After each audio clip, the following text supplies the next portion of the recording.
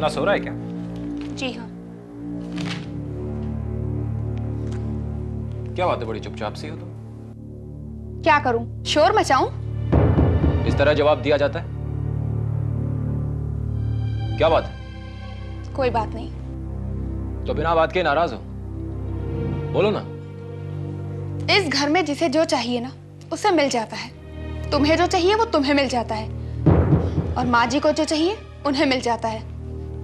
मगर मेरी तरफ किसी का ध्यान नहीं जाता। मेरी कोई सुनवाई नहीं है इस घर में। क्या मतलब है तुम्हारा? ऐसा तुम्हें क्या चाहिए जो तुम्हें नहीं मिला? माँ जी ने इस उम्र में अपने लिए इतना महंगा हार बनवा लिया है, और मेरा गला खाली पड़ा है। इस तरफ किसी का भी ध्यान नहीं गया। डॉक्टर साहब ने पैसे दिए उस हार के। माँ ने कोई अपने पैसे से नहीं खरीदा उसको। इस घर में जो भी पैसा खर्चा होता है ना, वो बाबूजी का ही होता है। मेरा मतलब डॉक्टर साहब का ही होता है। लेकिन क्या मेरा कोई हक नहीं बनता? क्यों नहीं है भाई? जाओ जाके तुम भी मांग लो बाबूजी से। जब तक वो हमारी मुट्ठी में है, जितना वसूल कर सकती हो कर लो। लेकिन अगर उन्होंने इनकार कर दिया तो? नहीं, वो ऐसा बिल्कुल नहीं करेंगे पुष्पा। बस उनके सामने जाना, थोड़ा सा रोना धोना शुरू कर देना। जो चाहिए सब मिल जाएगा। इतना सारा माल दबा के रखा हुआ है, और वैसे भी उनका है कौन हमारे सिवाय? लेकिन अगर उन्हें यह महसूस हो गया कि हम सिर्फ अपने मतलब के लिए इतना प्यार जता रहे हैं तो? ऐसा कभी नहीं होगा पुष्पा। वो कहावत है ना कि मतलब के लिए गधे को भी बाप बना लेना चाहिए। हम बिल्कुल वैसा ही कर रहे हैं, और फिर इसमें बुराई क्या है? लेकिन फिर भी मुझे डर लगता है। पुष्पा, डरने की कोई बात नहीं है। जब तक बाबूजी हमारी मुट्ठी में हैं, वो कुछ नहीं करेंगे। बस हमें इस बात का ख्याल रखना है कि हमारी इस मुट्ठी की पकड़ कहीं ढीली ना पड़े। ठीक है, फिर मैं आज ही बाबूजी से जाकर बात करती हूँ।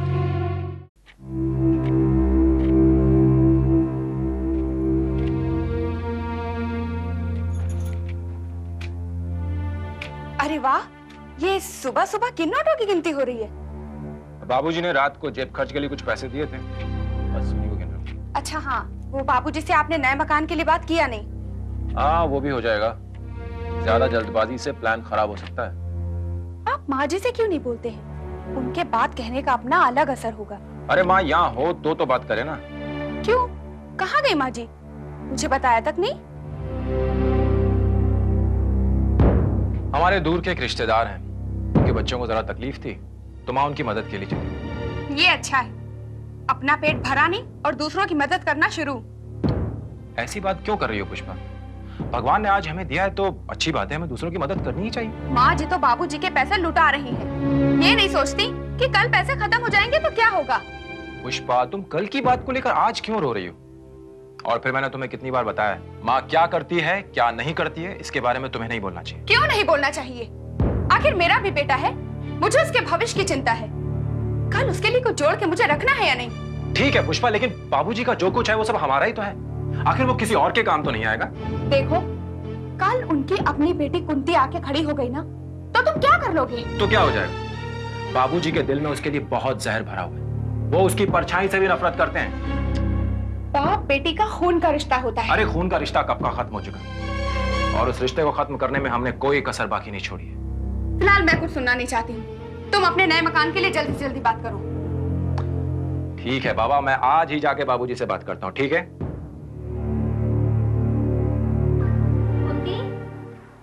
कुंती, कुंती।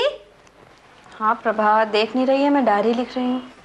भगवान चित्रगुप्त ने तुम्हारी जिंदगी का लेखा जोखा पहले ही अपनी डायरी में लिख के तुझे धरती पे भेजा है। अब बचा क्या है जो तू लिख रही है? प्रभा, जो आदत बन गई हो उसे छोड़ना बहुत मुश्किल होता है। मैं अपनी जिंदगी की पूरी दास्तान इस डायरी में लिख के जाना चाहती हूँ। इसे पढ़ने की फुर्सत है किसके पास? मैं खुद ही पढ़कर दोहरा लेती हूँ पुरानी यादों को, बीती बातों को। कुंती, कभी कभी लगता है कि तू हमारे बीच की है ही नहीं। ऐसे ऐसे बातें करती है जिसका कोई मतलब ही नहीं निकलता। हाँ, इसका कोई मतलब नहीं निकलता। ये तेरे हाथ में क्या है? वही चिट्ठी गवर्नर हाउस से आई है। सरला दीदी ने मुझे दी, मैं ऑफिस की तरफ से आ रही थी, कहा तुम्हें दे दूं। गवर्नर साहब हर बार एक ही जवाब लिख के भेज देते हैं। अब तो तुझे इन चिट्ठियों की आदत सी पड़ गई है ना, एक बार तू लिखती है और वो पलट के जवाब देते हैं। पता नहीं ये सिलसिला कब खत्म होगा। प्रभा, ये सिलसिला खत्म होने वाला है। क्या? हाँ, ये चिट्ठी बेगम साहिबा ने भेजी है, गवर्नर साहब की पत्नी ने। वो मुझसे मिलना चाहती हैं। यानी तेरी भागदौड़ की कुछ तो सुनवाई हुई। हाँ प्रभा, अब मुझे एक उम्मीद की किरण नजर आ रही है। अब मुझे लग रहा है कि मेरा बेटा कर्ण मुझसे मिल जाएगा। भगवान करे ऐसा ही हो।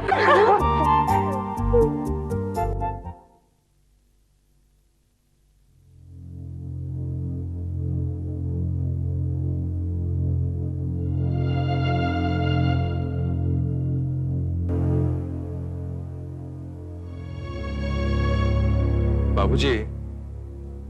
हाँ, बोलो। कुछ और जरूरत पड़ गई है क्या? अभी सुबह ही तो जेब खर्च के लिए पैसे दिए हैं।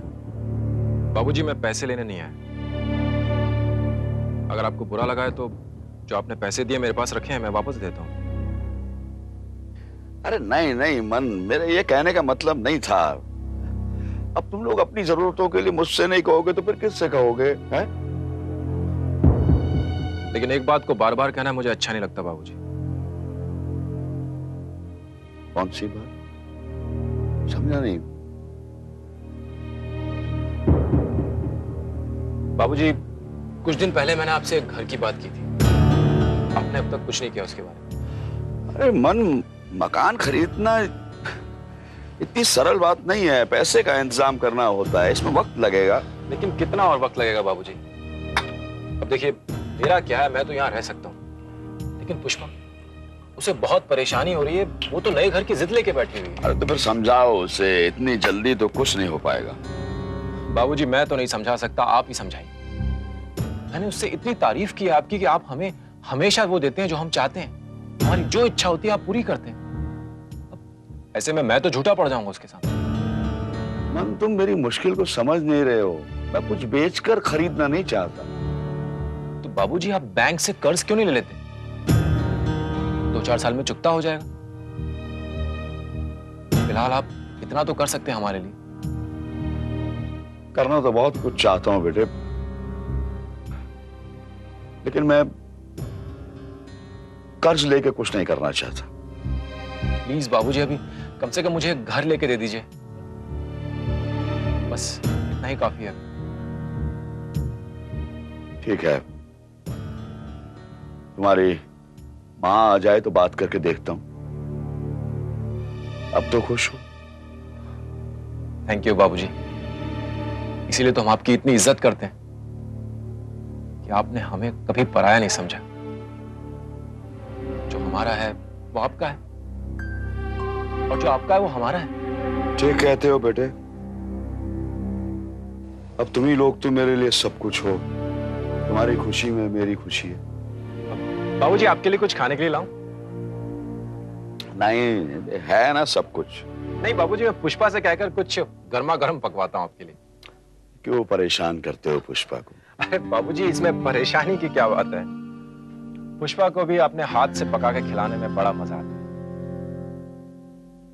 तुम लोग कितना ख्याल रखते हो? मैं अभी लाता हूं बाबूजी।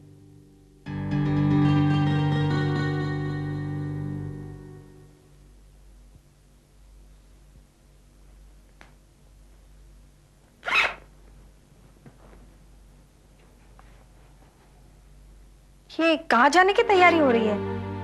बेगम साहिबा से मिलने जा रही हूँ। पहले गवर्नर साहब के चक्कर लगाया करती थी, अब उनके पत्नी के। प्रभा, बेगम साहिबा ने खुद चिट्ठी लिखकर मुझे मिलने के लिए बुलाया है। शायद उन्हें मुझ पर तरस आ गया हो, शायद वो मेरी मदद कर सके। तुम्हें क्या लगता है वो तुम्हारे बच्चे को लाके तुम्हारे गोद में रख देगी? इतने लोगों से मिलकर नाउम्मीद हो चुकी हूँ। एक बार उनसे भी मिलकर देखती हूँ, शायद वो मुझे कोई रास्ता दिखा सके।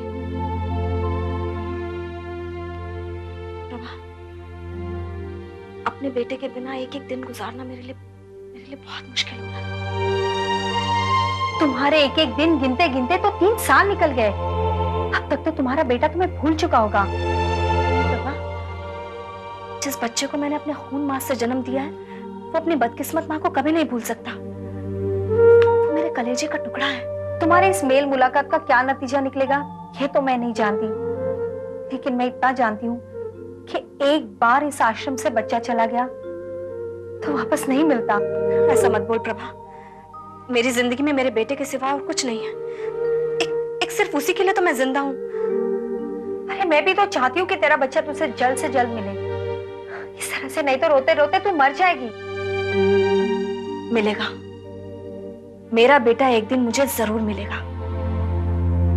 अगर भगवान लंगड़े लूले आदमी को पहाड़ पर चढ़ा सकता है, अंधे आदमी को आंख की जोत दे सकता है, तो मुझे पूरा विश्वास है अगर उसने चाहा तो मुझे मेरा बेटा एक दिन जरूर मिलेगा। तेरा भगवान तेरी फरियाद जल्दी से सुन ले, लेकिन चल अभी तू निकल, वरना आते आते देर हो जाएगी। ठीक है, लेकिन सरला दीदी को ये नहीं पता चलना चाहिए कि मैं बेगम साहिबा से मिलने जा रही हूँ। तो क्या तू उन्हें बता के नहीं जाएगी? जो पहले बोलकर जाया करती थी वही बोलकर जाऊंगी। मैं नहीं चाहती मेरे जाने से पहले सरला दीदी बेगम साहिबा को फोन करके मेरी मदद करने के लिए मना कर दे। ठीक है तू जा, मैं किसी को कुछ नहीं बताऊंगी।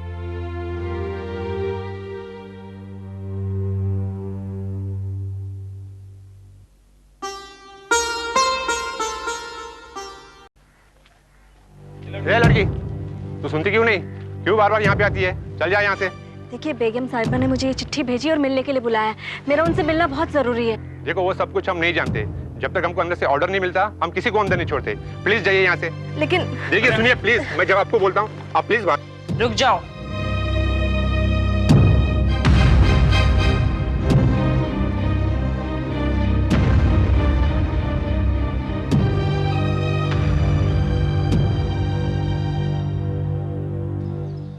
आने दो उसे।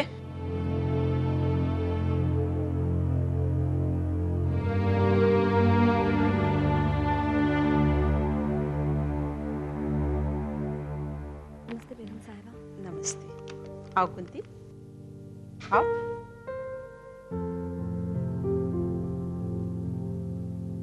आओ बेटो। अरे बेटो, बेटा।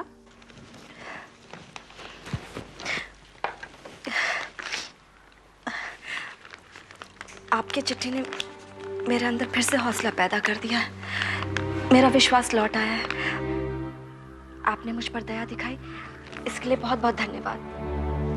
शुक्रगुजार होने की कोई जरूरत नहीं। जब हम तुमसे मिले तो हमें एहसास हुआ कि वाकई तुम्हारे साथ बहुत ज्यादती हुई है, बहुत नाइंसाफी हुई है तुम्हारे साथ। आपने कम से कम ये महसूस तो किया, वरना 3 सालों से मैं यहाँ रोती गिड़गिड़ाती रही, पर मेरी बात सुनने के लिए कोई तैयार नहीं। बस चुप हो जाओ, चुप हो जाओ कुंती। देखो, हमने तुम्हें यहाँ इसलिए बुलाया ताकि हम जान सकें कि आखिर ये सब कैसे हुआ और क्यों। कुंती, कुंती, बस शाबाश। अगर इस तरह रोती रहोगी तो हम कैसे जानेंगे? बताओ, तुम्हारा बेटा कहाँ पैदा हुआ, तुम आश्रम में कैसे पहुंच गई, और इस बच्चे का बाप कौन है? मेरी जिंदगी की कहानी बहुत दुख भरी है।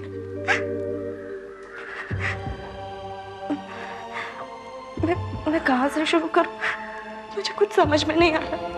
तुम हमें सिर्फ इतना बताओ कि तुम्हारे इस दर्द का जिम्मेदार कौन है?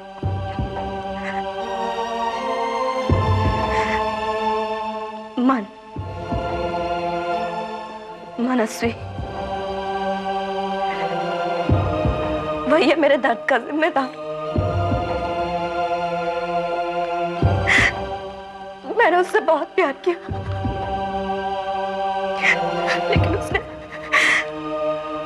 मेरे साथ खिलवाड़ किया।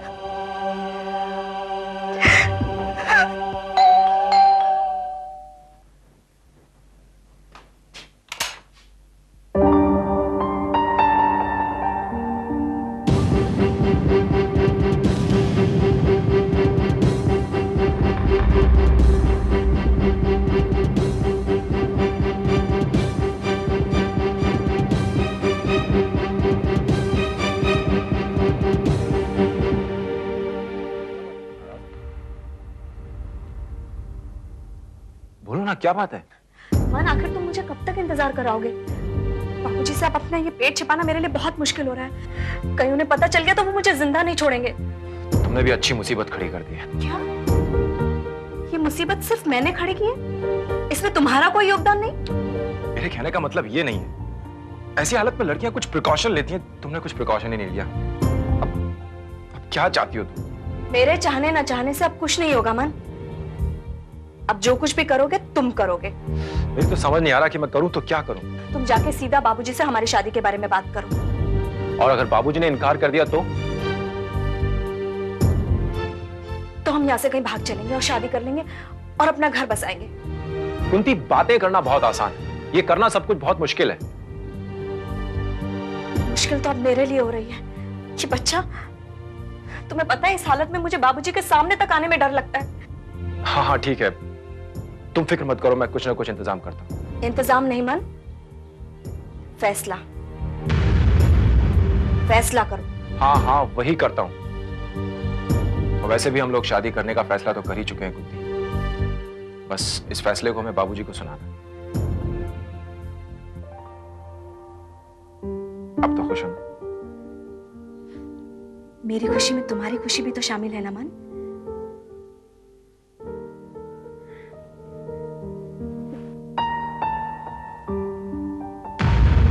जाओ टिफिन ला कर दो, मुझे वापस भी जाना है।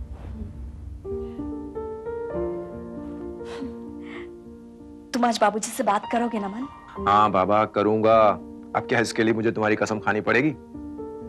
जाओ टिफिन ला कर दो, जाओ।